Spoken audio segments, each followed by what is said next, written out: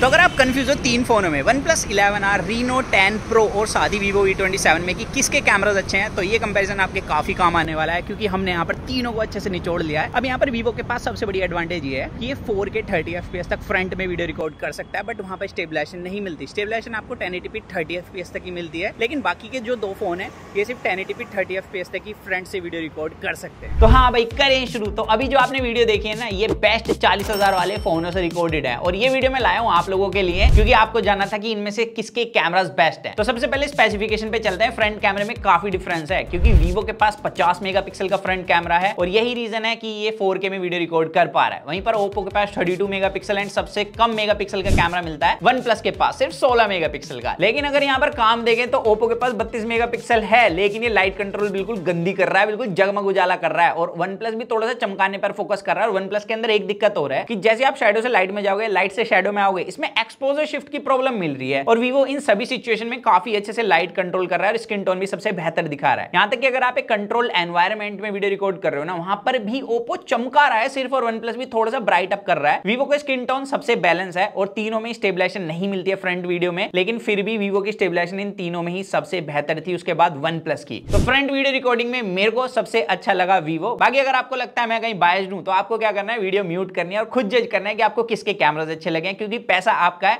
तो आपकी पसंद होनी चाहिए। और बाद में फिर आप हमें कमेंट करके बताना कि आपको किसके कैमरास अच्छे लगे। बाकी ऐसी वीडियो के लिए चैनल सब्सक्राइब कर सकते हो, बिल्कुल फ्री है। अब यहाँ पर बैक कैमरे में ना मैं लिटरली हिल गया था। तीनों के पास 50 मेगापिक्सल का camera with OIS, but stabilisation में सबसे घटिया भाई Oppo परफॉर्म कर रहा है। ऐसा लग ही नहीं रहा कि इसके पास OIS है। OIS छोड़ो, इसके पास तो EIS भी नहीं है। हालांकि यहाँ पर अगर कलर्स देखे जाएं तो भाई OnePlus थोड़ा सा गोरा कर रहा है, Oppo और Vivo लगभग सिमिलर ही परफॉर्म कर रहे हैं, बट यहाँ पर स्टेबलाइजेशन में Oppo सबसे घटिया है। एंड यहाँ पर कंट्रोल एनवायरनमेंट के अंदर हमने देखा कि OnePlus का स्किन टोन और लाइट कंट्रोल सबसे बेहतर था। तो यहाँ पर कह सकते हैं कि आपकी पर्सनल प्रेफरेंस पर जाएगा कि आपको Vivo पसंद है या OnePlus पसंद है, क्योंकि Oppo तो वर्स्ट ही परफॉर्म कर रहा है। बट भाई पोर्ट्रेट वीडियो मोड के अंदर OnePlus ऐसे वीडियो रिकॉर्ड करता है जैसे बहुत ज्यादा धुंधली हो गई, कैमरा लेंस साफ नहीं करा हो। ये बात हमने पहले भी आपको बताई थी। बाकी एज डिटेक्शन मेरे को पोर्ट्रेट वीडियो मोड के अंदर Vivo का अच्छा लगा, लेकिन कलर्स Oppo के अच्छे थे। अब Oppo को मैंने बेस्ट इसलिए नहीं बताया क्योंकि बीच बीच में एज डिटेक्शन छोड़ रहा है। अब लो लाइट में भी हमने वीडियो रिकॉर्ड करी है। ये बेसिकली आर्टिफिशियल लाइट है और रात का अंधेरा था, 8 बज रहे थे। और यहाँ पर हमने देखा कि Vivo के पास एडवांटेज ये है कि अपने हार्डवेयर का यूज लेता है। 50 मेगापिक्सल की वजह से यहाँ पर सबसे ज्यादा ब्राइट वीडियो है और सिर्फ ब्राइट नहीं है। जैसे आप थोड़ा सा अंधेरे की तरफ जाओगे ना, तो आपको देखने के लिए मिलेगा कि OnePlus और Oppo एक्सपोजर बढ़ाते ही ना ग्रेन्स प्रोवाइड करा देते हैं वीडियो के अंदर, लेकिन वहीं पर Vivo के अंदर सबसे कम ग्रेन्स मिलते हैं। तो फ्रंट वीडियो रिकॉर्डिंग में सबसे बेहतर लो लाइट में Vivo परफॉर्म कर रहा है। और इसी तरीके से बैक कैमरे में क्या है, जब आप बिल्कुल लो लाइट में हो तो Vivo के पास डिटेल सबसे अच्छी है। OnePlus और Oppo क्या करता है, एक्सपोजर बढ़ाने के चक्कर में फेस से डिटेल खत्म कर देता है। लेकिन जैसे आप बिल्कुल लाइट सोर्स के पास आ जाते हो, वहां पर Vivo बहुत ज्यादा चमका देता है। और इस सिचुएशन में मेरे को सबसे अच्छा लगा OnePlus। तो बैक कैमरा लो लाइट में भाई Vivo और OnePlus ऑलमोस्ट सिमिलर ही परफॉर्म करते हुए लगे। दोनों में से किसी को भी पिक कर लो। तो वीडियो खत्म हो गई, अब चलते सीधा फोटो पर। और फ्रंट कैमरे में भाई देखो ब्लू टोन डाल दिया OnePlus ने और थोड़ा सा HDR भी बढ़ा दिया, लेकिन Oppo तो अलग ही है, कुछ ज्यादा चमकाने पर फोकस कर रहा है और Vivo इन दोनों के बीच में परफॉर्म कर रहा है। बट Vivo का ज्यादातर टाइम में काफी लोगों को स्किन टोन पसंद नहीं आ सकता क्योंकि भाई हमें थोड़े फिल्टर वाली फोटो चाहिए। तो यहाँ पर मेरे को OnePlus कहीं कहीं अच्छा लगा, लेकिन Oppo तो बिल्कुल ही बेकार है। और Vivo के अंदर थोड़ी सी फेडेड लगती है इमेज, ऐसा लगता है जैसे डिटेल ना हो सब्जेक्ट पर, बट एक्चुअली इस पर डिटेल है जिसके हम आगे बात करेंगे। अब यहाँ पर डायरेक्ट सनलाइट के अंदर जो लाइट कंट्रोल है OnePlus का सबसे सही लगा मेरे को। आप टी शर्ट देखिए, स्किन टोन देखिए, Oppo के अंदर तो भाई अलग ही है। मेरे जो राइट चीक है ना, वो तो हमेशा ही ब्लोन आउट मिला है इसकी फोटो के अंदर, आप ज्यादातर फोटो में खुद देख सकते हो। बाकी डिटेल OnePlus के पास ज्यादा अच्छी है और कंट्रोल लाइट में भी आपको देखने के लिए मिलेगा Oppo सिर्फ चमका रहा है। Vivo के पास सबसे ज्यादा अच्छा कंसिस्टेंट स्किन टोन है ज्यादातर सिचुएशन में, बट इसके पास क्या है, सॉफ्टवेयर शार्पनेस, जो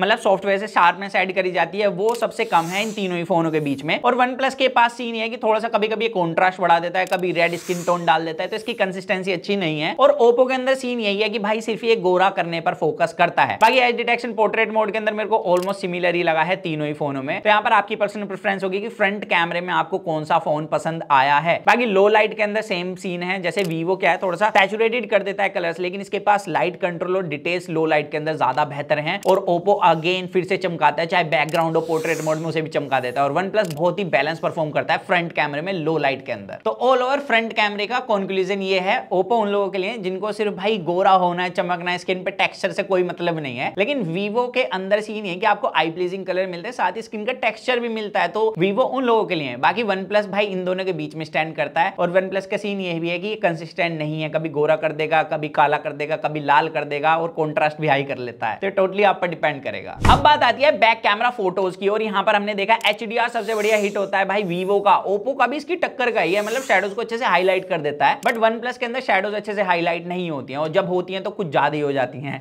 तो यहाँ पर भाई ये सीन है। बाकी अगर आप हम इंसान की फोटो क्लिक करोगे, मतलब हमने अपनी फोटो क्लिक कराई, तो साफ देखने के लिए मिलता है कि ओप्पो ब्लैक पार्ट को ज्यादा ही ब्लैक कर देता है और वन प्लस थोड़ा सा ना गोरा करने की कोशिश करता है, और वीवो इन दोनों के बीच में परफॉर्म करता है। बाकी यहाँ पर भाई वन प्लस के अंदर कभी कभी वार्म टोन भी ऑटोमेटिकली लग जाता है, और ओप्पो के अंदर ज्यादा ही कूल टोन है, और वीवो इन दोनों के बीच का परफॉर्म करता हुआ हमने देखा है। बट यहाँ पर मैं बताऊं तो मेरे को तीनों ही फोन के बीच में जो डिफरेंस लगा वो ये है कि जब आप शैडो में खड़े हो और आपके पास डायरेक्ट लाइट आ रही हो, तो वहां पर सबसे अच्छा लाइट कंट्रोल देखने के लिए मिलता है वन प्लस के पास। लेकिन इसमें वही सीन है कि ये शैडोज को हाईलाइट करने के चक्कर में काफी ब्लू ब्लू कर देता है। तो इस सिचुएशन में भाई ओप्पो की फोटो मेरे को सबसे सही लगी, क्योंकि लाइट कंट्रोल टी शर्ट पे अच्छा है, प्लस इसके पास डिटेल भी ज्यादा बेहतर है। बाकी पोर्ट्रेट मोड के अंदर एज डिटेक्शन तीनों का अच्छा है, लेकिन ओप्पो अगेन स्किन को भाई बहुत ज्यादा ब्यूटीफाई कर देता है, टेक्सचर उड़ा देता है। यहाँ पर मेरे को सबसे बैलेंस फोटो लगी है वन प्लस की, क्योंकि इसने सैचुरेटेड भी नहीं करे कलर जैसे कि वीवो ने करे हैं, और भाई वीवो के अंदर थोड़ी सैचुरेशन वाली प्रॉब्लम है पोर्ट्रेट मोड के टाइम पे, ये हमने हर बार ही देखा है। अब यहाँ पर सीधा चलें भाई लो लाइट के अंदर, जहां पर एक फोन हमेशा से किंग रहा है वो है वीवो। तो यहाँ पर ये देखने के लिए मिलता है, वीवो में फोटो ऐसे लगता है कि आपने डे टाइम में क्लिक करी हो, और ये फोटो हमने रात के 9 बजे क्लिक करी है, एक हल्का सा लाइट सोर्स जला के, वो भी काफी दूर था, उसके बाद भी ऐसे मतलब रात वाली फील मार देता है, बट एक्चुअल में लेता बहुत ज्यादा ब्राइट फोटो है। तो यहाँ पर वन प्लस और वीवो के बीच में कड़ी टक्कर है, लेकिन ओप्पो जो है वो तो बहुत ही पीछे है। बट ऑल ओवर बताऊं, अगर आपको सिर्फ ब्राइट फोटो चाहिए विद गुड शार्पनेस, तो यहाँ पर वीवो अभी भी किंग है, लेकिन अगर आपको रात वाला फील चाहिए थोड़ा सा और थोड़ी सी ब्राइट फोटो चाहिए, तो यहाँ पर वन प्लस है। अब यहाँ पर एक चीज सुनने के बाद आप सोचोगे भाई ओप्पो अच्छा है, क्योंकि इसके पास 32 मेगापिक्सल का टेलीफोटो लेंस है, 2x डिजिटल जूम करके आप फोटो क्लिक कर सकते हैं पोर्ट्रेट मोड में, और वीवो के पास भाई आपको डिजिटल 2x मिलता है। तो हमने फोटो कंपैरिजन करा दिया। अब वन प्लस के अंदर सीन ये है कि भाई बहुत ज्यादा ओवर शार्पनिंग कर देता है, गोरा करता है, टी शर्ट तक पे लाइट कंट्रोल अच्छा नहीं है इसका। वीवो थोड़े से सैचुरेटेड करता है कलर, लेकिन ओप्पो के कंपैरिजन में स्टिल ज्यादा बेहतर कलर्स हैं, और वन प्लस के पास तो भाई 2x मिलता ही नहीं है। तो यहाँ पर all over 2x digital portrait mode के अंदर तो मैंने जितना देखा वीवो ज्यादा बेहतर परफॉर्म करता है। अब यहाँ पर अल्ट्रा वाइड तीनों के पास 8 मेगापिक्सल का है, और हमने जितना देखा वीवो क्या करता है ना कि थोड़ा सा ब्राइट करने की कोशिश करता है, जिसकी वजह से जब आप थोड़े से डार्क एनवायरनमेंट में हो तो आपको फोटो अच्छी लग सकती है। लेकिन ज्यादातर सिचुएशन मेरे को अल्ट्रा वाइड भाई ओप्पो का अच्छा लगा है, because of colours and light control. तो ऑल ओवर ओपिनियन टाइम, तो जितना हमने देखा, हमने एक्सपीरियंस करा कि ओप्पो रीनो 10 प्रो के कैमरास उतने अच्छे नहीं है जितने कि 10 प्रो प्लस के थे। तो यहाँ पर जितना ये प्राइस ले रहे हैं उतने अच्छे कैमरास ऑफर नहीं कर रहे हैं, सिर्फ गोरा करने पर फोकस कर रहा है इसका कैमरा, चाहे वीडियो हो चाहे फोटोज हो। लेकिन वीवो के कैमरा उन लोगों के लिए जिनको ज्यादातर सिचुएशन में सेम फोटो चाहिए, वो भी आई प्लीजिंग। यहाँ तक कि वीडियो रिकॉर्डिंग भी वीवो की सबसे बेहतर थी तीनों ही फोनों के अंदर, और वन प्लस कहीं ना कहीं इन दोनों के बीच में स्टैंड करता है। लेकिन वन प्लस के पास जो सबसे बड़ी एडवांटेज है इन दोनों ही फोन से बेहतर, वो है इसका सॉफ्टवेयर एक्सपीरियंस, क्योंकि वन प्लस के अंदर सबसे ज्यादा क्लीन यूआई मिलता है, प्लस अपडेट का भी एक प्लस पॉइंट है। लेकिन वही है कि इसमें ग्रीन लाइन इश्यूज आजकल काफी ज्यादा देखने के लिए मिलते हैं, तो बस थोड़ा सा ये रिस्क है। बाकी आपके भाई ने आपको सारी चीजें बता दी हैं किसके कैमरास बेस्ट हैं, तो आप अपनी ओपिनियन बताना आपको किसके कैमरास अच्छे लगे, और चैनल पर पहली बार आए सब्सक्राइब कर देना, और वीडियो लाइक किए बगैर मत जाना। सो दैट्स इट गाइस, मिलते हैं जल्दी कूल और एक्साइटिंग वीडियो में। तो जब तक के लिए जो मन में आएगा इसको करें, to watch your heart, stay tuned with HFVN box guys.